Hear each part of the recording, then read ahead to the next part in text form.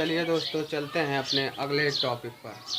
अगला टॉपिक क्या है दोस्तों, जैसा कि हमने पीछे अभी बताया है कि वैद्युत बल रेखाओं, तो अगला टॉपिक है वैद्युत बल रेखाओं के गुण। तो देखिए दोस्तों, ये चित्र है, प्लस आवेश है और माइनस आवेश है। तो प्लस आवेश से वैद्युत बल रेखाएं माइनस आवेश की ओर जाती हुई प्रतीत होती हैं, और प्लस आवेश से दूर की ओर और माइनस आवेश की आती हुई प्रतीत होती हैं।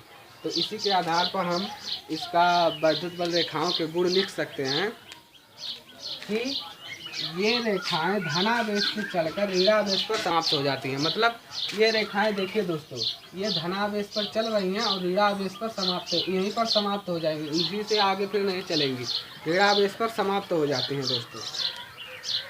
ये देखिए दूसरा है, बल रेखाएं किसी भी बिंदु पर खींची गई स्पर्श रेखा उस बिंदु पर धनावेश पर लगने वाले बल की दिशा को बताती है। मतलब किसी बल रेखाओं की किसी भी बिंदु पर, जैसे दोस्तों यहाँ पर हमने स्पर्श रेखा कोई खींच दिया ऐसे, तो ये बल की दिशा को बताती है कि इसी दिशा में बल लग रहा है, इसी दिशा में बल लग रहा है दोस्तों, ये बल की दिशा को बताती है।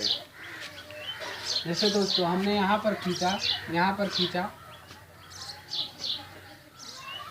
पर खींचने पर तो देखिए दोस्तों यहाँ पर बल लग रहा है इस दिशा में।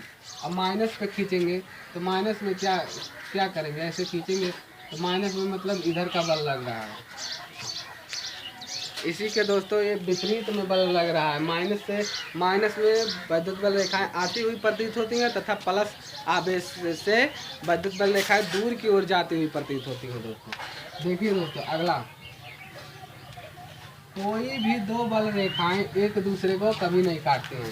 मतलब कोई भी दो बल रेखाएं एक दूसरे को कभी नहीं काटती हैं, आपस में काट नहीं सकती हैं। जैसे दोस्तों ऐसे नहीं हो सकता, ऐसे बल रेखाएं हैं तो ऐसे नहीं काट सकती हैं, कभी भी नहीं काटेंगी एक दूसरे को।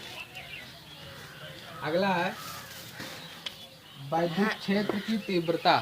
वैद्युत क्षेत्र की तीव्रता दोस्तों, वैद्युत क्षेत्र की तीव्रता क्या है, इसे ई से प्रदर्शित करते हैं। वैद्युत क्षेत्र में रखे किसी बिंदु आवेश Q0 पर लगने वाला बल F तथा बिंदु आवेश Q0 के अनुपात को ही वैद्युत क्षेत्र की तीव्रता कहते हैं। इसी के आधार पर हमने परिभाषा बनाया दोस्तों। देखिए यहाँ पर, किसी बिंदु पर रखे धन परीक्षण आवेश Q0 पर लगने वाले बल F तथा धना परीक्षण आवेश Q0 के अनुपात को ही उस बिंदु पर वैद्युत क्षेत्र की तीव्रता कहते हैं। इसे ई से प्रदर्शित करते हैं। देखिए दोस्तों एक बार फिर से पढ़ दे रहा हूँ।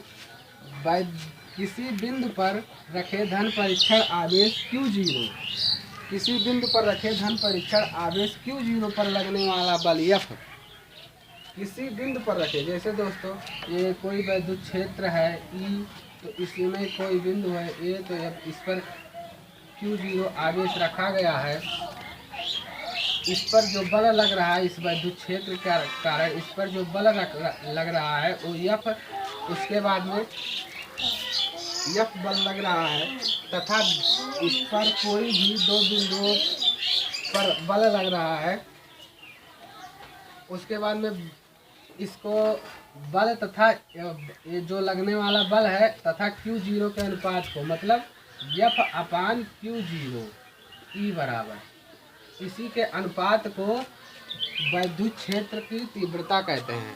इसे ई से प्रदर्शित करते हैं दोस्तों। देखिए इसे ई से प्रदर्शित करते हैं, तो देखिए अर्थात हम लिख सकते हैं E बराबर F अपान Q0। इसे वेक्टर रूप में लिखेंगे दोस्तों, वेक्टर E बराबर वेक्टर F अपान Q0। इसका मात्रक होता है दोस्तों न्यूटन प्रति कूलाम, क्योंकि बल का मात्रक तो न्यूटन हो गया, आवेश का मात्रक आप पढ़ चुके हैं, आवेश का मात्रक क्या होता है, कूलाम, तो इसलिए आवेश का मात्रक हो जाएगा कूलाम। तो हो जाएगा इस तीव्रता वैद्युत क्षेत्र की तीव्रता का मात्रक हो जाएगा न्यूटन प्रति कूलाम। इसी प्रकार दोस्तों देखिए ये राशि क्या है, राशि है ये सदिश, क्योंकि ये वेक्टर रूप में लिखा जा सकता है, इसलिए सदिश राशि है। वैद्युत क्षेत्र की तीव्रता क्या है, सदिश राशि है दोस्तों। देखिए दोस्तों, अब इसका विमीय सूत्र हमें निकालना है दोस्तों। तो देखिए हम कैसे फार्मूले से ही विमीय सूत्र निकाल देंगे। आपको केवल फार्मूला ही पता होना चाहिए। देखिए E बराबर एफ अपन Q0। तो दोस्तों एफ का आपको विमीय सूत्र मालूम होगा। एफ का विमीय सूत्र होता है mL/T⁻⁻²।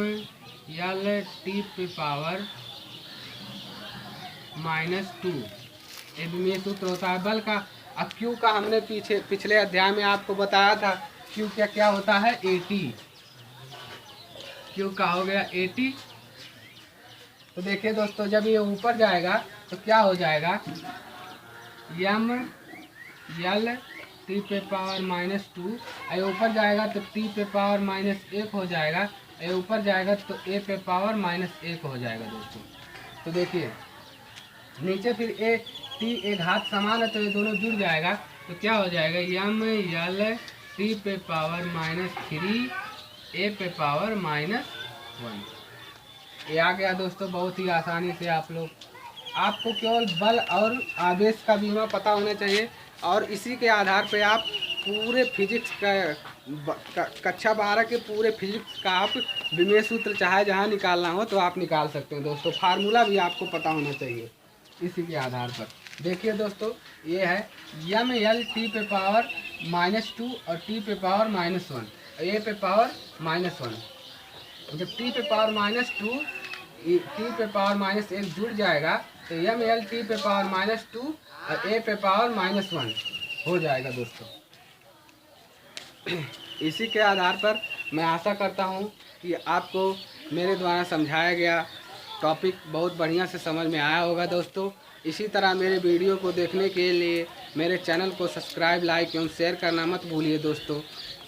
चलिए तब आज का क्लास यहीं पर समाप्त करते हैं दोस्तों। अब अगला क्लास अगले टॉपिक पर।